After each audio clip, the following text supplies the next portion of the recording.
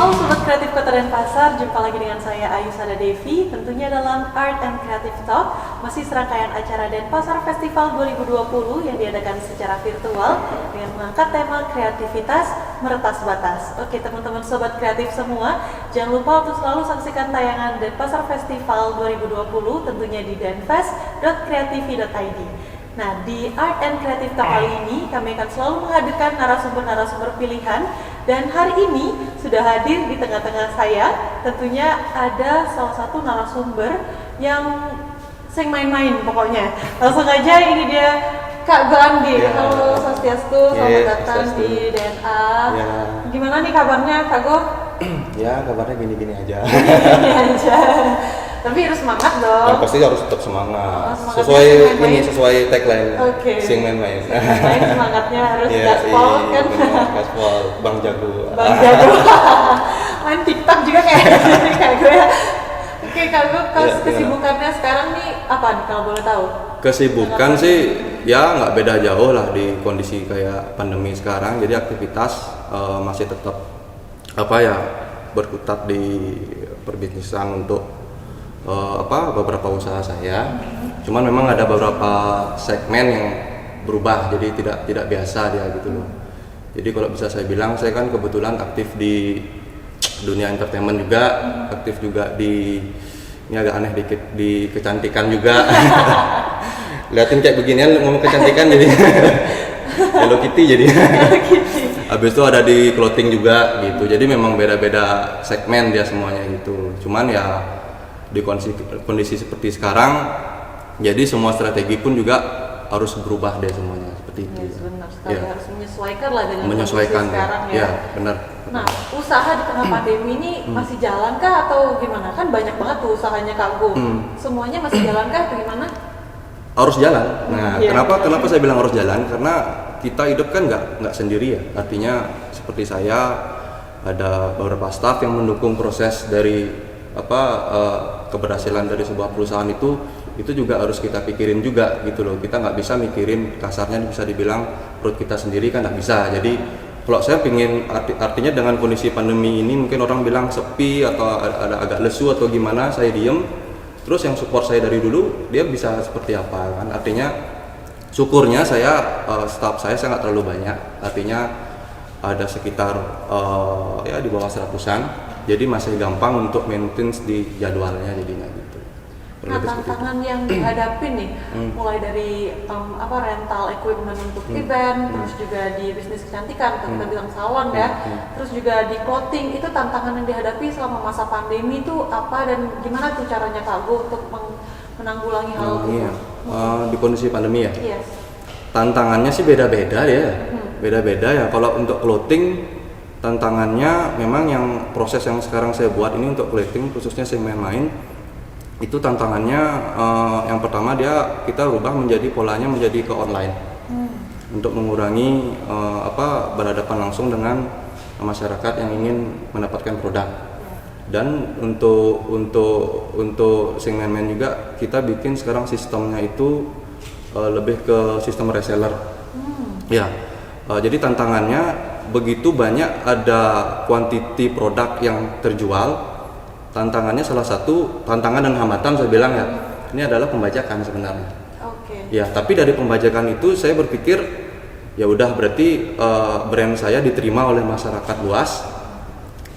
Jadi branding saya sudah cukup kena. Cuman sekarang apa yang kita bisa garap dari sisi positifnya gitu. Akhirnya saya bikin sistem reseller.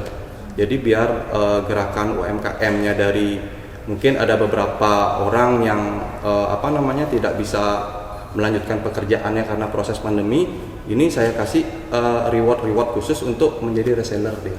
Jadi di sana putarannya ada di sana. Seperti itu kalau yang untuk Sing main-mainnya. Habis itu kalau untuk jasa kecantikan untuk salon, kita sekarang karena dulu kan sempat tuh masuk Denpasar harus bawa surat COVID itu lah, keterangan itu kan untuk masuk itu kan agak sulit. Itu memang kita benar-benar ekstra banget mikirin ini gimana ya gitu loh. Dan pola orang wedding juga ya, saya bilang kan ini kan kecantikan saya kan di bridal juga, ada jasa treatment juga untuk wedding. ini sudah agak menurun. Artinya kalau dulu satu pasang pengantin itu bisa tuh yang heb lah saya bilang ya, yang memang kelasnya premium bisa ganti baju sampai 5 kali. Kalau sekarang mungkin 2 kali aja sudah banyak banget gitu. Karena mungkin jadwalnya juga Jadwal dan juga terbatas untuk orang menghadiri upacaranya mereka gitu loh. Jadi yang saya bisa sasar adalah untuk jasa riasnya adalah di prewednya. Nah, prewed kita buat yang namanya studio. Ya, mini studio. Jadi di sana variannya saya banyain, artinya varian background saya banyain. Ada yang industrial, ada yang konsepnya kolonial atau apapun itu. Jadi itu penunjangnya untuk mereka safety-nya mereka di sana. Jadi sekali datang mereka udah banyak dapat varian background. Jadi di sana improvisasi saya ditunjang lagi bekerja sama dengan beberapa fotografer seperti itu. One stop lah intinya ya. One stop ya, jadinya one stop. Udah kelar, udah ada fotografer, udah ada spotnya juga. Jadi bener banget. Nyampe di Cahya udah cabut udah kelar gitu ya. Udah kelar. Artinya tidak perlu waktu yang banyak. Artinya kan kalau dulu kan prewed isi keluar ke tempat A, B, C itu kan proses waktunya sudah berjalan. Ya kan kalau sekarang mungkin kan ada tempat yang boleh dikunjungi, ada yang tidak. Nah, itu saya anggap menjadi suatu tantangan buat saya. Oke lah, kita bikin istilahnya kegiatan yang memang benar-benar hasil yang maksimal dalam satu ruangan ini. Apa yang kalian bisa buat? Akhirnya saya undang beberapa fotografer untuk extend untuk foto di sana gitu. Kalau untuk event tuh pasti. Kalau untuk event ini, agak susah. Agak susah. Termasuk mungkin Denfest pun juga saya dulu salah satu background untuk bantu support produksinya juga. Dulu kan di 0 kilometernya Denpasar. Kalau sekarang kan memang sudah berubah menjadi online kan gitu kan. Ya memang gimana ya, karena kalau event itu nggak bisa kita ngelibatin 1-2 orang.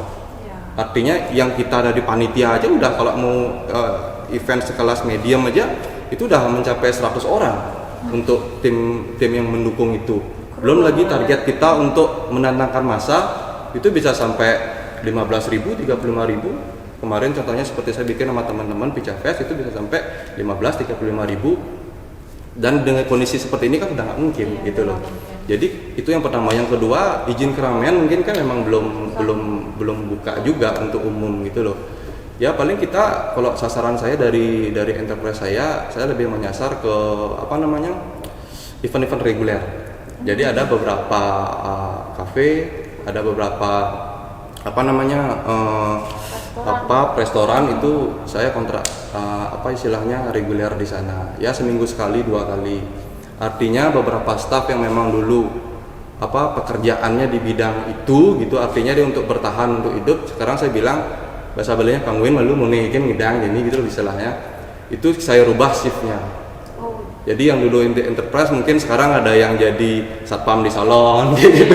Jadi yang penting ada kegiatan lah gitu loh. Sebenarnya yang bikin orang jenuh itu sebenarnya karena tidak ada kegiatan. Ya, sekarang anggaplah seperti mbaknya sekarang COVID, nggak boleh keluar rumah, diam aja, nggak ada kegiatan kan bingung jadinya. Kita mau ngapain ini gitu loh. Asalkan itu ada kegiatan gitu loh. Mungkin hasil kondisi kayak gini kita harus tetap bersyukur aja ya. Jadi hasil itu nomor sekian lah saya bilang. Yang penting kita ada kegiatan dulu. Artinya ada kegiatan baru kita bisa melihat proses-proses berikutnya seperti itu.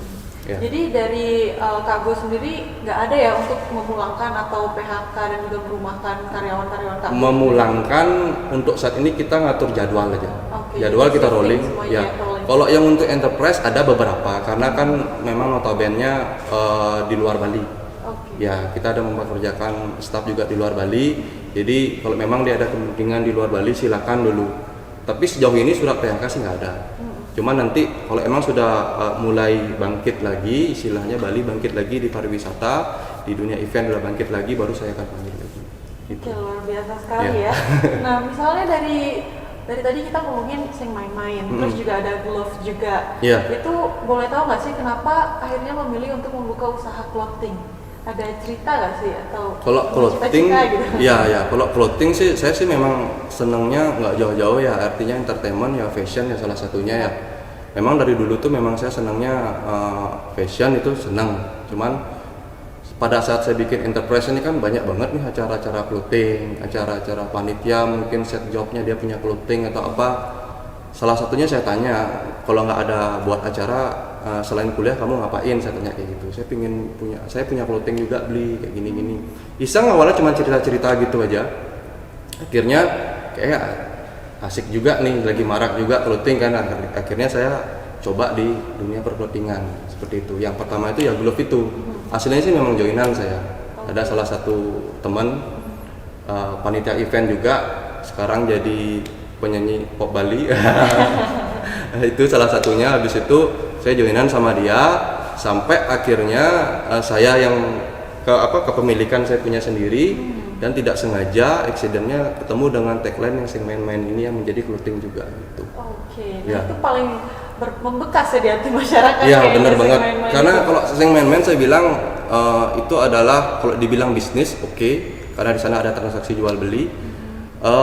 Accident deh. Kalau bisnis kan saya bilang ada dua, yang terencana sama accident. Accident itu tidak disengaja. Dan itu memang tidak disengaja. Nah itu bisa diceritain nggak awal mula tercetusnya nama sing main-main? Ini ceritanya sebenarnya nggak masuk di logika ini sebenarnya. Jadi waktu itu ulang tahun pernikahan. Pernikahan. So sweet kali Iya. kayaknya. Ulang tahun pernikahan. Jadi ya anggaplah saya harus kasih hadiah atau apa kan. Cuman karena basic istri juga adalah seorang makeup artist. Saya pingin ngasih hadiah itu yang memang benar-benar berguna. Jadi saya nggak senang kalau ngasih hadiah itu tapi nggak dipakai. Oke. Ya akhirnya saya berpikiran kalau ini wedding apa ya gitu. Kalau common kayaknya agak susah atau apa yang menjadi satu ikon. Akhirnya saya pilihnya keris. Wah, kenapa kepikiran untuk ngasih Keris. Karena kalau nikah kan keris kan, keris itu kan. Tapi kerisnya yang benar-benar yang maksimal ya. Artinya yang detailingnya memang benar-benar bagus lah gitu loh. Dan sebenarnya saya tidak begitu paham keris yang artinya keris yang materialnya bagus atau tidak. Itu yang saya tahu keris ya berbentuk keris gitu aja. Akhirnya saya ngajak teman saya si Pak Dek saya ajak, Dek mungkin saya ajak. Habis itu sama dia lah saya jalan, Dek anterin kemana, ke daerah jadi keris, ayo daerah Celuk gitu. Main sana. Dari beberapa Celuk, yang namanya Celuk kan banyak ya, artinya banyak dagang keris. Memang sana pusatnya lah kan. Itu emang banyak banget ada penawaran, banyak banget ada yang ngeliatin hasil gitu. Cuman di salah satu tempat saya ngelihat memang keris yang memang saya suka. Di sanalah nggak sengaja, nih mari sing main-main gitu. Ini sing main-main gitu. Terus dari sana udah mulai perjalanan pulang, kira dapat barang, pada pulang ya udah ngomong sing main-main. Baru ngomong aja. Gitu. Belum buat clothing belum, cuman beberapa teman juga kan memang ada yang bikin baju-baju yang memang kata-kata gitu, tepo, desainnya tepo cuman ada kata-kata gitu. Kayaknya iseng gitu loh, iseng aja sebenarnya. Orang desain saya suruh genjep buatin desain sing main-main. Terus bawahnya apa ya, go up gitu aja. Ini tagline saya go up, salah satu tagline penyemangat lah gitu, go up. Akhirnya jadi baju itu berapa cetak gitu. Cetak berapa ya? Ya bikin 24 aja dulu gitu. 24, akhirnya 12, hitam 12, putih 12 gitu. Saya bikin giveaway di Instastory saya. Yang mau baju silahkan DM saya bilang kayak gitu. Tapi terbatas, saya bilang kayak gitu.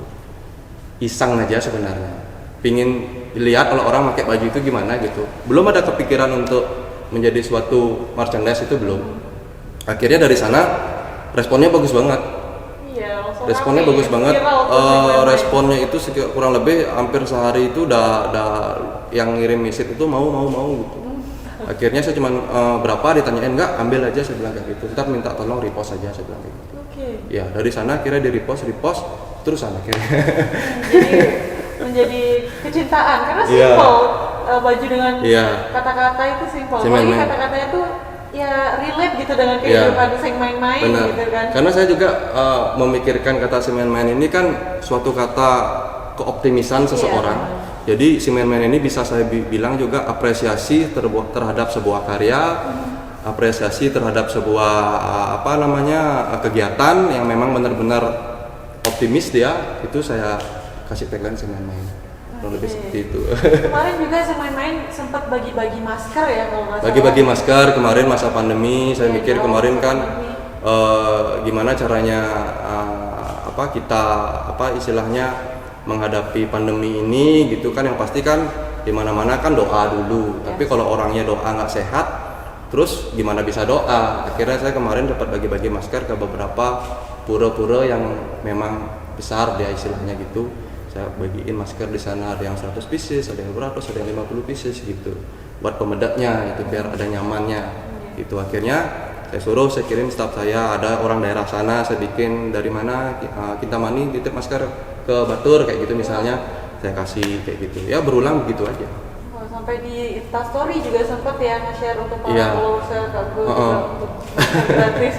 Luar biasa sekali Iya. itu sebenarnya apa ya, sosial banget tapi juga mengandung makna karena Iya. pas di masa seperti ini Iya. memang semua orang pasti Iya. membutuhkan masker. Iya, benar. Masker kain yang bisa Iya, masker digunakan kain. berkali-kali. Karena saya pikir kan masker untuk apa namanya yang standar untuk kedokteran itu kan saya pikir kan kayaknya kalau bagiin ini kayaknya sih lebih ada banyak yang membutuhkan karena kan dinas-dinas dari kedokteran kita siapa tahu kurang barang atau apa, ya udahlah bikin masker kain aja. Toh itu juga bisa mengangkat UMKM dari tukang jaritnya, tukang sablonnya kan putarannya ada di sana gitu loh. Itu kalau nggak salah masa pandemi kemarin berapa ya?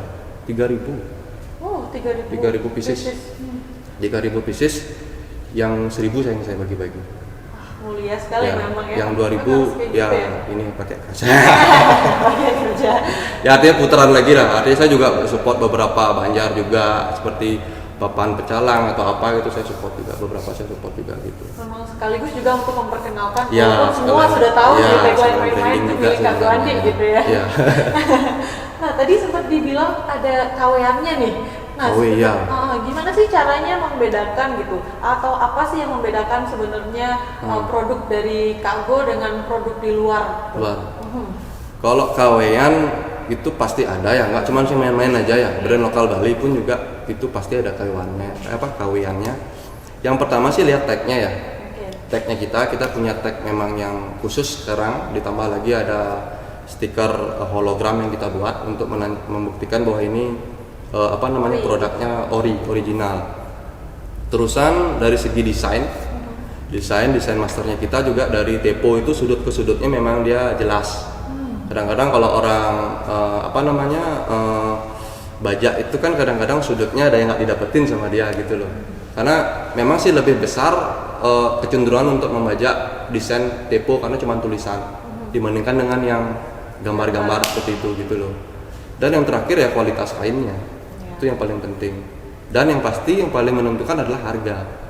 Kalau harganya udah di bawah harga standarnya udah pasti itu bajakan. Dan juga harga menentukan kualitas Harga ya. juga menentukan kualitas. Jangan seperti itu. pikir harga yang Iya, jauh benar murah juga. gitu atau beda-beda tipis. Iya. Karena di sini kan kalau saya kan sistemnya sistem barter ya, artinya saya jual dengan harga sekian, berapa persennya memang saya sisihkan untuk kegiatan sosial juga seperti itu loh. Ya, kemarin ada beberapa lomba layang-layang atau apa, itu kan kalau saya bilang juga meluas dikit ke layang-layang itu kan juga kan UMKM dari segi yang jual bambu, yang jual tali layangan atau apa itu kan putarannya kan lumayan kemarin karena nggak ada kegiatan apa kan. Jadi sekaligus juga untuk memberikan pekerjaan. Iya, secara tidak langsung itu sebenarnya. Efek ke saya langsung sih nggak ada gitu loh. Cuman untuk secara tidak langsung itu kan istilahnya apa ya? Ya ada story-nya di sana juga gitu loh. Kurang lebih seperti itu. Ya menyambut beraya lah ya. Ya, kurang lebih. harus saling ya trihita karana juga Ya, harus tetap jalan benar. gitu dengan sesama manusia. Hmm. Wah, mulia sekali memang benar Kak Andi. Ini saya baru tahu beneran ya sangar sih kelihatannya tapi ternyata hal-halnya benar-benar Hello Kitty. Hello Kitty ya. Hello Kitty. Pantas nih Pak Ari gini ya. Juga. Ya, Oke, kan tagline Sing Main-Main itu udah terkenal lah di Bali bahkan hingga keluar ya. Itu tanggapan Kak Go sendiri terkait respon masyarakat yang sangat sangat heboh dengan tagline Sing Main-Main itu gimana? Tanggapan saya itu udah seperti saya bilang ini kan accident ya, jadi saya nggak menyangka juga responnya secepat dan sebesar ini gitu loh. Ya tanggapan saya berterima kasih aja dengan orang yang bisa menerima tagline saya gitu loh. Cuman ada beberapa juga kayak kemarin yang usaha kuliner kemarin kan beli boleh pinjam hashtagnya pakai saya di usaha saya, oh ya silakan pakai gitu.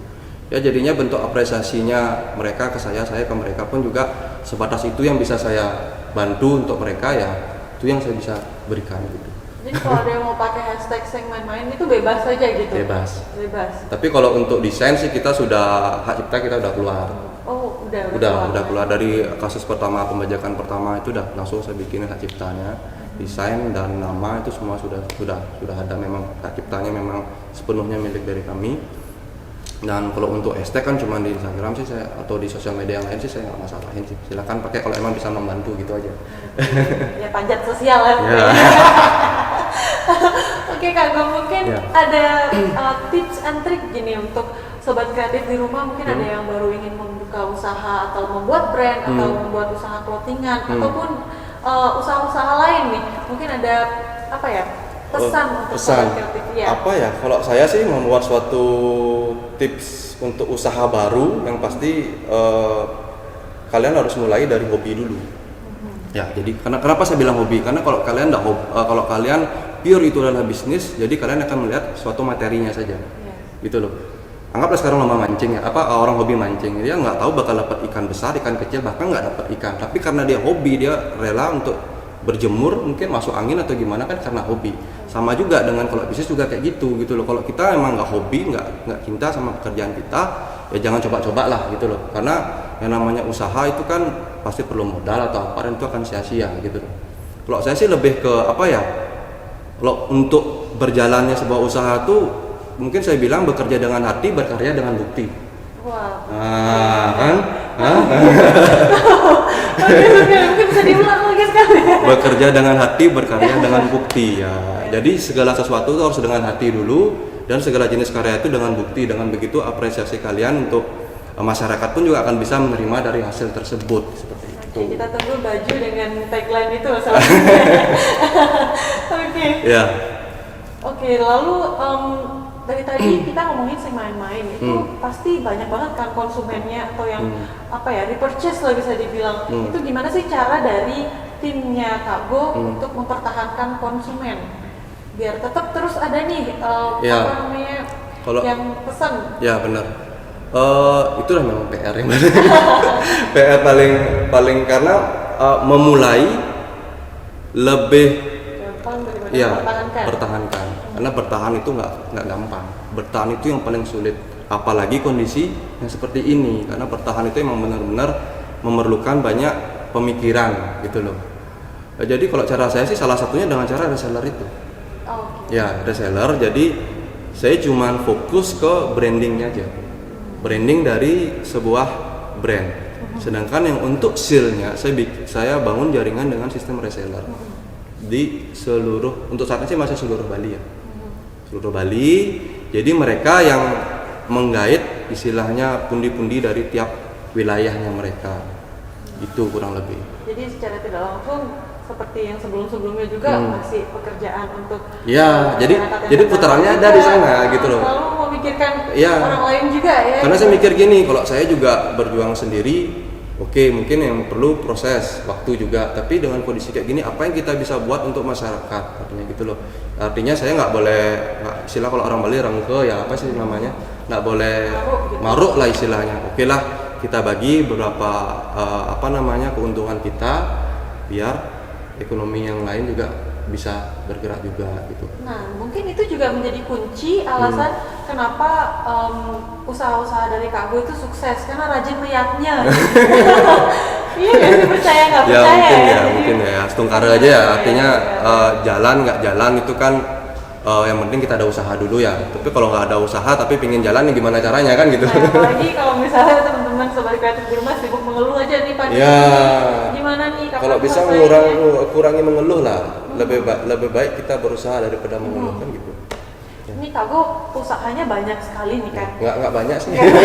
Lumayan banyak tuh daripada saya yang nggak ada ya kan. Caranya bagi waktu tuh gimana sih? Bagi waktu yang pertama untuk day to day saya, artinya bertatapan langsung dengan beberapa staff, saya gabung kantor jadi satu. Untuk saat ini saya gabung jadi satu, jadi semua staff yang memang saya pegang dalam artian punya peran khusus itu ada dalam satu ruangan saya. Itu ada di kantor saya utama saya yang di Renon, jadi di sana semuanya. Ya di sana mungkin setiap day to day-nya setiap hari mereka akan beri report seperti apa, perkembangan bagaimana, terus ada masalah apa, itu selalu saya lakukan di setiap hari. Jadi kurang lebih kalau agak siang itu, makanya sekarang agak jarang saya keluar rumah karena itu udah aktivitasnya seperti itu ya. Iya kayak gitu. Kalau dulu sih mungkin ya karena perlu perhatian khusus ya kondisi kayak sekarang ya. Karena gimana ya, ngajak orang juga tetap ada, habis itu kebutuhan juga ada, jadi putarannya juga movingnya harus benar-benar cepat ya. Itu kan ya, lebih kayak gitulah. Ya gimana ya jalanin aja. Harus tetap berproses walaupun di tengah pandemi ini. Benar. Harus tetap berkreativitas, nge-review makanan juga tetap jalan. Itu juga. Kalau review makanan juga kemarin sempat ya pas pandemi ya, karena saya berpikir kan kalau kita support orang, bantu orang nggak harus beli kan. Dengan cara mempromosikan pun juga kita udah bisa namanya bantu orang. Ya kan, mempromosikan artinya dengan cara menginformasikan itu kan itu udah salah satu bentuk kita membantu respect dan respon kita terhadap seseorang itu gitu loh. Kemarin kalau yang review sih sebenarnya ini kan gara-gara istri ya sebenarnya. Dia sebenarnya poinnya untuk di endorse sebenarnya bisa dibilang ya endorse ya. Habis itu karena dia nggak makan vegetarian bisa dibilang kan. Udah kamu aja dah makan lah, ini ada ayam ini kamu aja gini. Terus apa dah bilang? Ya kamu ngomong aja gini-gini dah. Makanya kadang-kadang Pak ini ntar ada suami saya terusan jadinya. Akhirnya keseringannya ke saya akhirnya gitu loh, karena ya menu-menu yang bisa diolah untuk masa-masa seperti ya sekarang kan ayam, ikan kayak gitu-gitu kan paling banyak itu kan. Apalagi kalau bisa dibilang supplier telur, supplier ayam yang dulu notabene untuk daerah-daerah khusus ke hotel-hotel atau apa kan sekarang hotel pada tutup kan, semua bikin usaha rumahan semuanya. Nah di sana ada bisa sehari bisa 5 kali ada 6 kali gitu loh. Makanya tapi kalau sekarang udah agak gini, udah agak menurun dikit. Kalau yang waktu bulan apa ya, bulan awal-awal ya, tuh April Mei itu udah ada subur berat kan ya. Beratnya meningkat jadi ya gitu. Jadi secara nggak langsung juga untuk mempromosikan jadi lebih banyak gitu yang tahu, apalagi Kak Go kan followersnya banyak, jadi secara nggak langsung mereka mempromosikan. Jadi nggak semata-mata minta kalau Bu Andi minta nasi gratis aja enggak kan. Jadi mungkin untuk pemahaman juga untuk teman-teman sobat kreatif di rumah. Jadi emang kalau untuk endorsement itu juga untuk membantu orang-orang mengenal produk kita gitu. Jadi emang dibutuhkan ya untuk endorse itu. Jadi membantu untuk usaha kita, apalagi usaha baru mulai gitu. Iya, baru mulai ya. Nah, Kak Go gimana sih caranya untuk tetap berkarya di tengah pandemi ini, terus tetap mengembangkan produk-produk dengan kualitas yang bagus gitu di tengah pandemi ini, gimana? Justru kalau dari segi bisnis, yang pertama ya saya bilang ya itu harus bersyukur dulu. Kalau kita nggak pernah bersyukur, jadi seberapapun proses kita nggak akan pernah dapat goalnya gitu loh. Yang kedua, kalau dari segi apa tadi? Mengembangkan produksi. Kualitas. Kalau kualitas mungkin untuk saat ini kualitas yang paling baik kita bisa buat. Iya. Karena yang namanya karena HPP ya, harga pokok produksi kan bisa kita tekan. Tekan mungkin dari sana kita bisa mendapatkan benar-benar kualitas bahan yang benar-benar maksimal untuk produk-produk kita gitu. Lebih seperti itu. Jadi emang harus banyak belajar nih sama Kak Go. Saya juga belajar kok. Oh iya, belajar juga. Saya juga sekarang jadi belajar sama Kak Go. Pokoknya jangan pernah berhenti belajar sampai inspirasimu menjadikan sainganmu. Sing main-main quotes-quotesnya nih. Kayaknya di otaknya udah banyak banget quotes-quotes ya. Aduh. Emang sumber quotes emang ya Kak Go ini. Makasih banyak nih Kak Go udah datang ke DNA. Mungkin tanggapannya sedikit tentang gedung ini, Dharma Negara Alaya. Menurut Kak Go waktu pertama kali kesini nih gimana? Ini terus terang aja nih, mohon maaf dulu nih pertama kali saya menjalan kaki di sini. Apa? Yang pernah kan kesini jadi udah tahu. Ya, yang di luar ekspektasi ya di tengah Denpasar ada gedung semewah ini dengan fasilitas yang benar-benar lengkap ya. Jadi mungkin ini menjadi salah satu inventarisnya Denpasar ya untuk masyarakat umum ya, bisa dibilang untuk khususnya untuk generasi muda ya, milenial. Mungkin harapan saya mungkin lebih ke depannya lebih dipromosikan lagi, mungkin ya nggak gimana juga, artinya lebih luas lah jangkauannya bahwa gedung ini bisa fungsinya banyak banget gitu loh. Kurang lebih ya malah undang-undang influencer atau bikin acara atau apa gitu, mungkin lebih cepat orang tahu Benar, jadi benar. akan keadaan gedung ini. Nah, salah satu influencernya Kak Gu mungkin ya bisa di sini. Kemarin Bu Ari juga sempat di sini beauty class, Oh, ya? makeover di Oh. sini. Ya, ya, mungkin ya. kurang nemenin aja kayaknya. Jadi mungkin Kak Gu bisa keliling-keliling nanti di sini Yeah, juga siap, ya. untuk lebih tahu gitu Ya. DNA nih gimana. Ya. Karena DNA nih jauh dari kata gedung pemerintahan karena Ya. semua orang first impressionnya ini DNA nih gedung pemerintahan banget Ya, ya kayaknya, itu dah. takut orang untuk masuk gitu. Jadi momen-momen itu yang harus istilahnya kita branding ulang lagi gitu Yes. loh, bahwa tempat ini memang tempat umum loh gitu. Sama kayak kamu ke mall, kamu mau pakai celana pendek, mau pakai sandal jepit pun juga sebenarnya bisa kan, tapi balik lagi kan malu atau enggak kan gitu Iya. kan, artinya lihat tempat juga kan gitu kan. Mungkin lebih ke brandingnya lebih Juga diperluas promosinya lagi. ya. Ya, promosinya juga itu aja. Oke, terakhir nih Kak Gu. Ya. Pendapat Kak Gu tentang Denpasar Festival yang diadakan secara virtual tahun 2020 ini.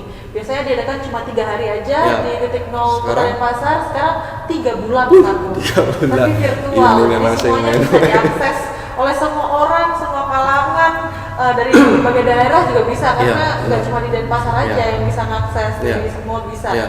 Gitu. Gimana tuh pendapatnya Kak Gu? Kalau pendapat saya, dengan pengambilan sistem online ya, otomatis kan jangkauan lebih luas. Seperti dibilang tadi, nggak cuman Denpasar aja, nggak cuman Bali aja, nggak cuma Indonesia saja, bahkan internasional pun juga bisa gitu loh. Mungkin nih kalau dari saya sih, tapi ini kan pelakunya seluruh Bali kan? Ya, warga Bali kan? juga Ya. khususnya. Mungkin lebih branding untuk Denfestnya aja mungkin lebih dimaksimalkan dalam artian dari segi ini lagi kalau dulu kan offline nih. Ya. Nah, kalau offline kan banyak dagang-dagang itu yang buka stand makanan kan. Kalau yang saya lihat sih Denfest itu lebih cenderung 60% ke food Makanan. festivalnya kan. Iya, benar. Nah, cuman di balik itu orang-orang tua kita kan kadang-kadang ada yang nggak siap dengan yang namanya sistem online kan. Ya buka handphone lah, cara daftar website lah, atau cara gimana lah gitu loh, itu kan belum siap. Mungkin dengan adanya online ke depannya mungkin ada beberapa edukasi tentang mereka dulu gitu loh. Jadi mereka ini loh lebih mudah mendagang ini gitu loh, dengan ada online nggak perlu prepare meja, nggak perlu prepare kursi gitu loh. Jadi di sana aja lebih ke edukasi itu dulu, baru nanti rangkaiannya kita perluas lagi. Bahkan lagi ke depannya. Benar. Apalagi kan memang ini Denfest virtual pertama kali gitu. Siapa tahu nanti Astungkara ini pandeminya Ya, segera berakhir, berakhir. gitu, kembali normal secepatnya. Benar. Jadi tahun depan kita mungkin bisa adain Denfest secara offline dan juga online. Online ya, itu lebih bagus lagi kalau ada, karena bersentuhan fisik langsung itu chemistry-nya lebih dapat ya. Euforianya lebih dapat kan Iya. dibandingkan kita yang online ya gitu loh. Oke. Ada plus minusnya sih online dan offline seperti itu. Jadi kalau bisa bersinergi bersama gitu Benar. kenapa enggak Iya, gitu ya. benar banget itu, ya. Oke, makasih Kak Gu, terima kasih banyak sama-sama. waktunya udah bisa hadir Ya, di siap. Art and Creative Talk kali ini. Ya. Mungkin kita bisa bertemu lagi nanti. Ya, siap. Terakhir nih Kak Gu, Ya. mau minta selfie boleh nggak? Oh ya, Penutupnya kita selfie. SOP ini ya. SOP. Nanti dimarahin sama yang di belakang kamera. Pinjam ya Mbak Ari. Ya. 1, 2, 3. Oke, terima Oke, kasih. kasih. Ya. Oke, sobat kreatif, itu tadi kita udah berbicara banyak sekali dengan narasumber si main-main kita pada hari ini, Kak Gwandi. Sampai jumpa di segmen selanjutnya, tapi jangan lupa untuk tetap saksikan Denfest di denfest.creativity.id. Sampai jumpa.